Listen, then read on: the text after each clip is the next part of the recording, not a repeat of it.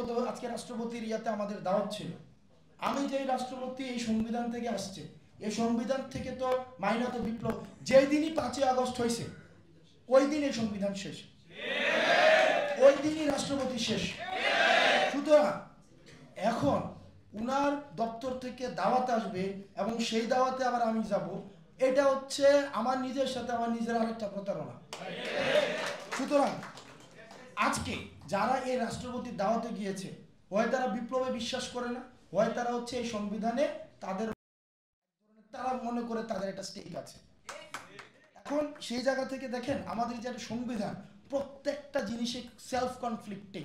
Mine কিছুক্ষণ আগে বলেছে আমাদের মুক্তিযোদ্ধারা যারা যুদ্ধ করেছে এবং যারা সংবিধান যখন হয়েছে তারা নিজেরাও জানতো না যে এই সংবিধানের এই যে মূল স্তম্ভগুলা 4টা, যে সমাজতন্ত্র, গণতন্ত্র,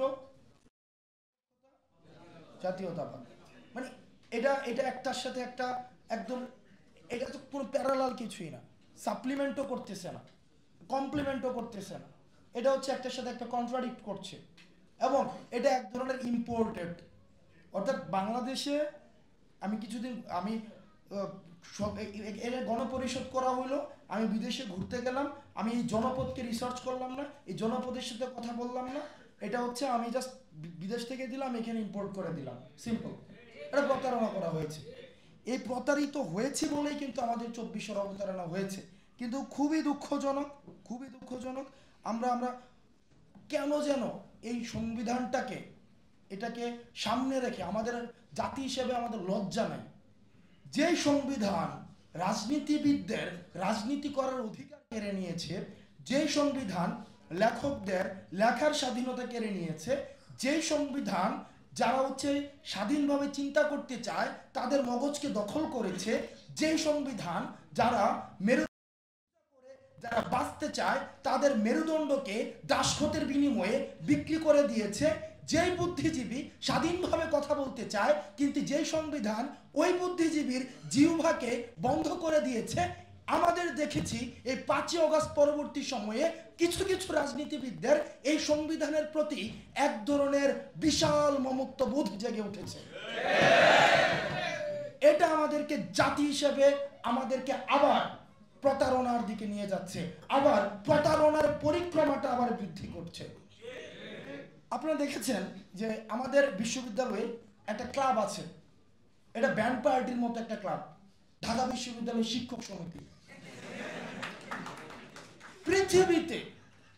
পৃথিবীতে এত থার্ড ক্লাস লেভেলের কোন ক্লাব পৃথিবীতে আর কোথাও নাই।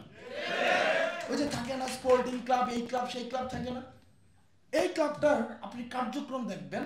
এই ক্লাবটা হচ্ছে কি, যখনই মানুষ কথা বলতে চেয়েছে, যখনই মানুষ বিশ্ববিদ্যালয়ের আইডিয়াটা হচ্ছে কি আপনার ভাবনাগুলোকে আপনার সুবিধাজনক ভাষা দিয়ে আপনাকে প্রকাশ করার জন্য একটা উন্মুক্ত পরিবেশ ক্রিয়েট করে দিবে। না সমস্যা নাই, আচ্ছা আমাকে হচ্ছে মানে শেষ করে দিচ্ছি। এখন বিষয়টা হয়েছে যে আমাদের সুবিধাজনক ভাবনাগুলোকে, আমাদের মনে স্বাধীন চিন্তা, আমাদের তো ভাবনা চলে, আমাদের ইমেজ থাকে মাথার মধ্যে, মাল্টিপল লেয়ার্ড ইমেজ, আমরা আমাদের সুবিধাজনকভাবে আমরা ভাষা দিয়ে প্রকাশ করব। এই উন্মুক্ত পরিবেশটাই হচ্ছে আমাদের বিশ্ববিদ্যালয় ক্রিয়েট করে দিবে, কোনো সেন্সরশিপ থাকবে না।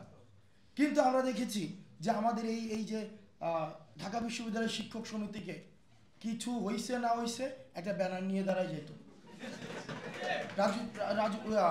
অপরাজয় বাংলার সামনে। তারা কলমকে নিয়ন্ত্রণ করতে চেয়েছে, তারা আপনার মগজের দখল নিতে চেয়েছে, তারা আপনার মেরুদণ্ডকে নিয়ন্ত্রণ করতে চেয়েছে, তারা আপনার ভাবনাকে নিয়ন্ত্রণ করতে চেয়েছে, তারা আপনার ব্যালট বাক্সকে সিলবন্দি করে দিয়েছে।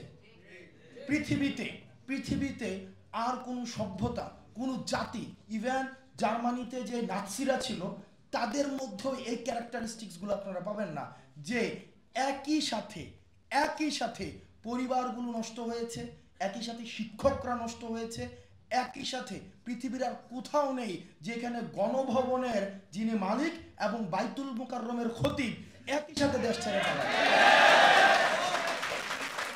মানে একটা একটা চিন্তা করেন, আপনি যে বিজয়ের পরিক্রমা বলছেন, এটা তো প্রতারণার পরিক্রমা। আপনি পতিতালয় থেকে সচিবালয় সব কিছুই আপনার, এটা আপনি আপনি জাতি হিসেবে কি পরিমাণ আপনি প্রতারিত হয়েছেন আপনি চিন্তা করেন। সব জায়গাতে জাস্ট সবাই হচ্ছে কি কিছু হোক আর না হোক। আপনি দেখেছেন ডিভোর্স নিয়ে প্রবলেম, তাও হচ্ছে কি মাননীয় প্রধানমন্ত্রীর দৃষ্টি আকর্ষণ করছে। আজকে আমাদের শিক্ষক কেউ একজন বাসা পাইল না, মাননীয় প্রধানমন্ত্রীর দৃষ্টি আকর্ষণ করছি। তেমন এই যে আপনার এই যে কেন্দ্রীয়করণ করা হয়েছে, এটা তো সংবিধানে ওনাকে এই পাওয়ারটা দিয়েছে। তার মানে এইটার বিরুদ্ধে আমরা অবস্থান নিতে পারি নাই।